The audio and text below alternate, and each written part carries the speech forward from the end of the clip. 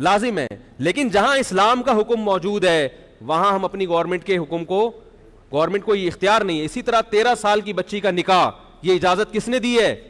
اسلام نے حکم دیا. بچی بالغ ہوتے ہی اس کا حدیث میں بھی آتا ہے کہ اچھا رشتہ مل جائے تو فوراً کیا کر دو؟ نکاح. اب گورنمنٹ نے اگر 18 سال کی شرط لگائی ہے تو شریعت میں اس کی کوئی ویلیو نہیں ہے, کوئی اوقات نہیں ہے اس کی.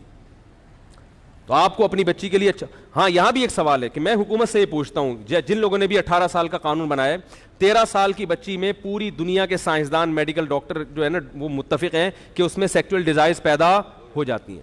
اب اس کو 14, 15, 16, 17, 18, 5 سال تک اس کی جنسی خواہش پوری کرنے سے زبردستی روکنا, یہ اس لڑکی پہ ظلم ہے یا نہیں ہے؟ یہ ظلم ہے. ہاں یہ قانون تو آپ بنا سکتے ہیں کہ اس کے باپ نے اگر اس کی ایسی جگہ شادی کی ہے جو بالکل اس کے جوڑ کا نہیں ہے تو ایسے باپ کو کیا ملے گی؟ یہ قانون صحیح ہے. بعض دفعہ ایسی جگہ شادی کر دیتا ہے کیونکہ بعض گاؤں میں دیہاتوں میں دستور ہے کہ کم عمر بچیوں کی شادی پیسے لے کے بڈھے سے کر دیتے ہیں, پیسے کھاتے ہیں, وہ بیچتے ہیں بیٹیاں.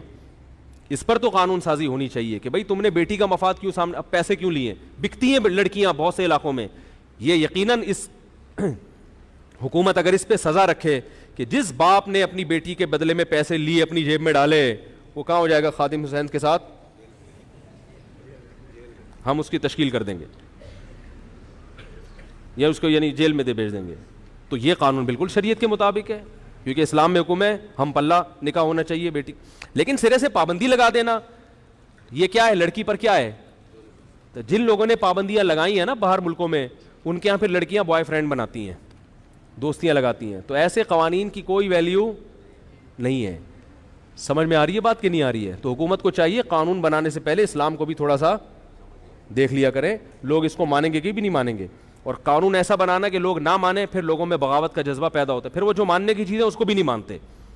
تو اس لیے کوئی سمجھدار آدمی جائے حکومت کے ایوانوں میں جا کے ان کو سمجھائے کہ تم کیا کر رہے ہو, ایسی چیزیں کیوں بنا رہے ہو. اور میں دیکھ رہا ہوں دھڑا دھڑ لوگ 13, 14 سال کی بچیوں کی شادیاں کر رہے ہیں کیونکہ ان کو اچھا رشتہ ملتا ہے. ان کو پتا ہے یار اگر میں 18 سال تک انتظار کیا یہ رشتہ ہاتھ سے نکل جائے گا. اب وہ گورنمنٹ سے تھوڑی پوچھیں گے, وہ کہیں گے بچی کا مستقبل میں نے دیکھنا ہے. ہاں رشتہ نہ ملے پھر جائز نہیں ہے, یاد رکھو. جلد بازی اتنی کرنا بچی کی شادی میں کہ کسی کو بھی پکڑا دی, بلکہ رشتہ نہ ملے تو 40 سال میں بھی نہ کرو. اچھا رشتہ نہیں ملتا تو محض جلد میں بعض لوگ ٹہلانے کی کوشش میں ہوتے ہیں, بیٹی کو کیا کرو بس جلدی سے گھر سے نکالو, یہ بھی ظلم ہے اس کے اوپر. اور بھی بہت کچھ ہے چیف جسٹس کی خدمت میں عرض کرنے کے لیے. جمعے کے دن عصر کی نماز کے بعد 80 مرتبہ درود پڑھنا ایک حدیث ہے مگر ضعیف ہے. باقی جمعے کے دن درود شریف پڑھنے کی الگ سے فضیلت موجود ہے, سمجھ رہے ہو, حدیث میں آتا ہے جمعے کے دن درود زیادہ فضیلت ہے اس کی.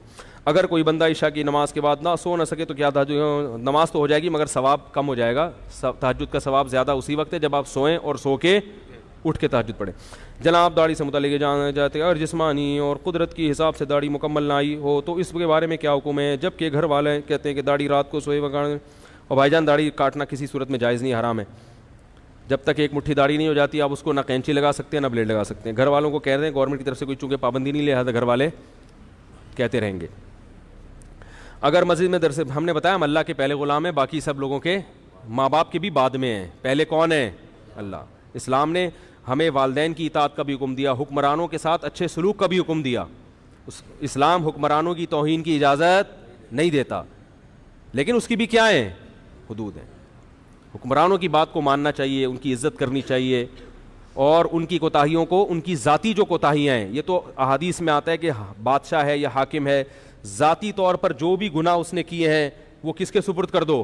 اللہ کے. حدیث میں آتا ہے تم نے اس کی اطاعت ہی کرنی ہے تاکہ مسلمانوں میں کیا ہو؟ اتحاد ہو. یہ تو نبی صلی اللہ علیہ وسلم کا حکم ہے. تو اتنا ہمیں حکم دیا کہ حکمرانوں کی اطاعت کرو, ان کا ادب کرو, ان کا احترام کرو. مگر جب وہ اللہ کے قانون کے بالکل اپوزٹ کوئی قانون لے کر آئیں گے جس میں اللہ کی ہدایات ہمارے پاس موجود ہیں, تو پھر ہم اس میں پہلے کون ہے بھائی؟ اللہ ہے. تو پہلے اللہ ہے.